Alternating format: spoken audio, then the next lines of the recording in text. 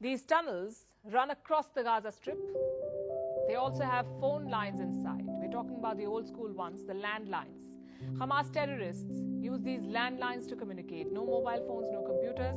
The report says it was a small cell of terrorists. They stayed underground and they used these phones.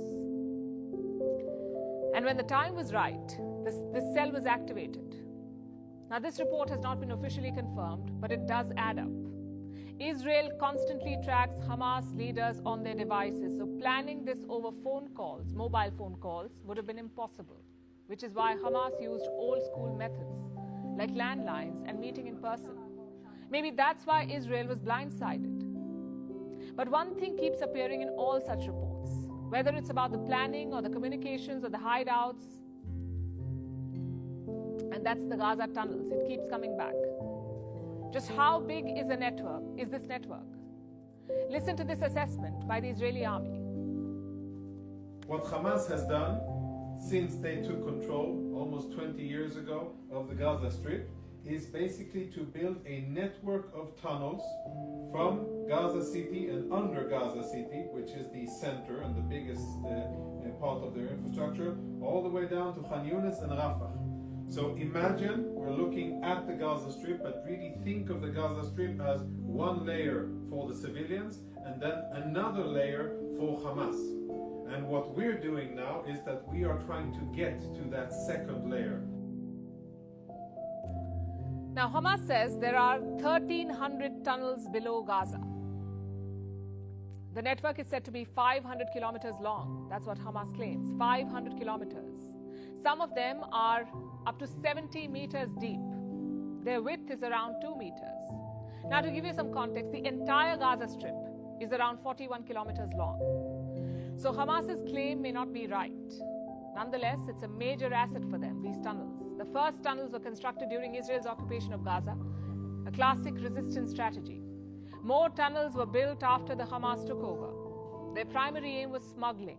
Back then, Gaza was under a full blockade. Even the Egyptian border was not open. So Hamas used these tunnels to smuggle goods. Many of these led from Gaza to Israel. One such tunnel was discovered in 2013. It was 1.6 kilometers long, 18 meters deep. Residents at an Israeli border town complained of noises. That's when the tunnel was discovered. During wars, these are major threats. You can booby-trap tunnels. You can also use them for ambushes. So the IDF has repeatedly tried to target them. In the 2021 war, they had some success. The IDF said it destroyed 100 kilometers of tunnels. Even this time in this war, tunnels are a target. Reports say Israel is thinking about flooding them. You flood the tunnels, you flush out Hamas terrorists. But there's also a downside here. Hamas is holding hostages in these same tunnels. 2 of them were released this week. Listen to how they described it. It looked like a spider's web. There were many, many tunnels. We started walking in the tunnels. The earth was moist and it was very humid. We reached a hall where 25 other people had also gathered. So the tunnels are extensive, and if Israel invades, that could be a problem. Hamas is said to have different types of tunnels below Gaza, one for smuggling, one for defensive operations like communicating and storing weapons, and one for offensive operations. That last one can be used to launch attacks. So how can Israel tackle this? Historically, tunnel warfare has been impossible. You can't send in soldiers, it's like walking into an obvious trap. You also cannot use bunker buster bombs, because above these tunnels are civilians. If you bomb the tunnels, you bomb the civilians. Plus, Israel does not really know where the tunnels are.